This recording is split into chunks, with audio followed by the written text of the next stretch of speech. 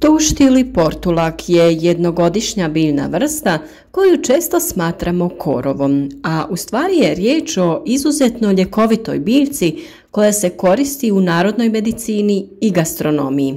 Vodi porijeklo iz Azije, ali se raširila po cijelom svijetu.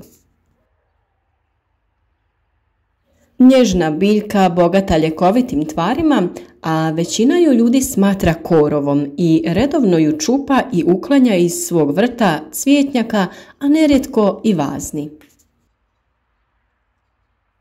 Ostanite sa mnom u narednim minutama i poslušajte sve o dobrobitima ove nadasve zanimljive biljke koja sama raste posvuda, a mi je smatramo štetnikom jer se brzo širi.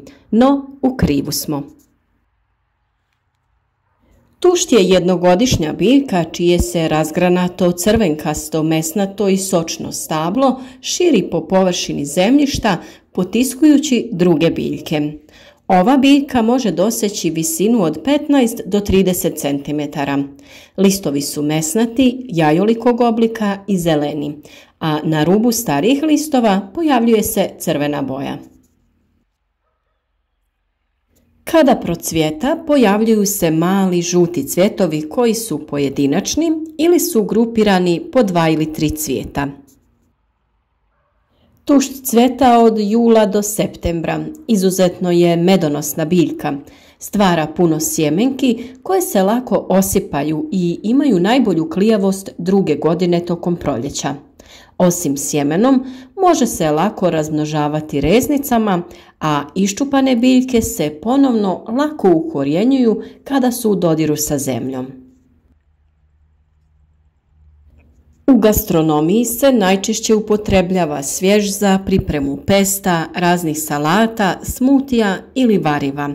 Može se sušiti i konzervirati za upotrebu tokom zime.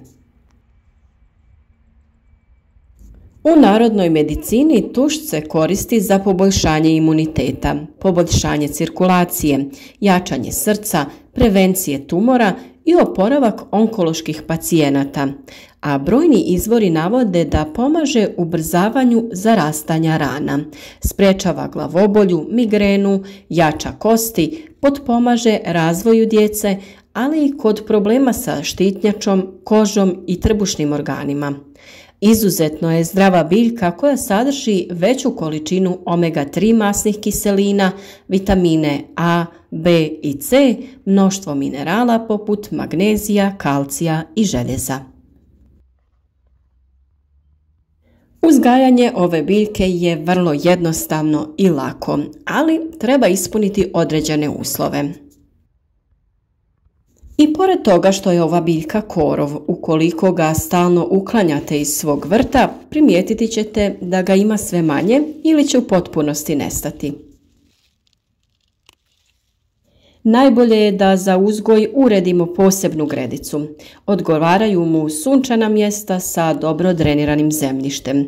Za sadnju izbjegavajte zabarena zemljišta, a on inače sušu podnosi odlično.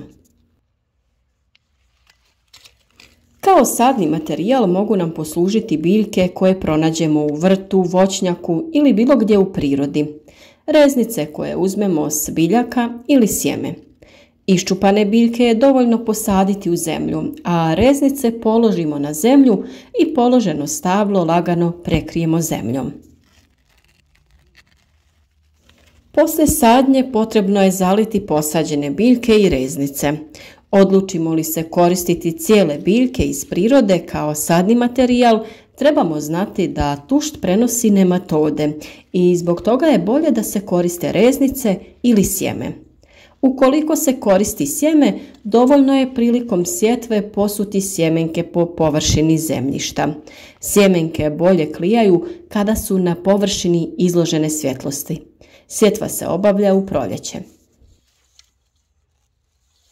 Tušt je otporan na visoke i niske temperature te na sušu, a može uspjeti i na tlu najlošije kvalitete. Brige o ovom usjevu praktično da i nema, osim redovne rezidbe. Posebno treba obratiti pažnju da režemo mlade biljke prije cvjetanja i formiranja sjemena. Prilikom rezidbe ostavimo dio osnovne biljke jer se ona razgranava i stvorit će se nove mlade stabljike. Uvijek je dobro ostaviti nekoliko biljaka koje nećemo rezati, koje ćemo ostaviti da formiraju sjeme. Tušt je inače jak kompetitor, odnosno lako se samo zasijava i potiskuje druge biljne vrste u vrtu. Zbog nutritivno bogatog sastava, dugotrajna konzumacija tušta uz inače uravnoteženu prehranu može pomoći u obrani i sprječavanju nastanka kroničnih bolesti. U jednom radu objavljenom 2014. godine u znanstvenom časopisu The Scientific World Journal znanstvenici donose nutritivni sastav tušta u 100 grama, a on sadrži svega 16 kalorija, 3,4 grama ugljikohidrata, 1,3 grama proteina i 0,1 gram masti. Oni navode da sadrži niacin, folate, pantenonsku kiselinu, piridoksin, riboflavin, tiamin, vitamin A i vitamin C. Također sadrži i elektrolite poput natrija i kalija, te minerale poput kalcija, bakra, željeza, magnezija, fosfora, selena i cinka. A tušt je naime jedna od biljaka koja je najbogatija omega-3 masnim kiselinama. Za razliku od ribljeg ulja koje je također bogato navedenim, tušt ne sadrži kolesterol. Omega-3 masne kiseline poput alfa-linolenske i gama-linolenske kiseline dokazano štite od nastanka kardiovaskularnih bolesti, upalnih procesa ili razvoja tumora. Također, zdrav omjer masti u organizmu rezultira dugotrajnom zaštitom od nastanka raznih kroničnih bolesti. Osim toga, tušt sadrži i mnoge aktivne biljne komponente poput pretače vitamina C, alfa-tokoferola i beta-karotena koji se u organizmu sintetizira u vitamin A. Ali postoji jedna stvar koju treba napomenuti, a to je da osobe koje imaju problema sa bubrežnim kamencem trebale bi izbjegavati konzumaciju tušta, a to je zbog oksalatne kiseline koja se nalazi u njegovom sastavu. Ona naime tvori komplekse sa kalcijem u obliku soli, koji mogu povećati šanse od nastanka bubrežnog kamenca. Tušt je besplatna i zdrava zelena biljka koja može biti sastojak svake salate tokom ljeta, a budući da raste na skoro svakom mjestu, nije teško nabaviti. Idući put kad vidite ovu biljku u vašem vrtu, neka obavezno pronađe put do vaše salate. Pazite da biljku ne berete kraj ceste ili na potencijalno zagađenim mjestima gdje bi mogla pokupiti teške metale ili otrovne spojeve.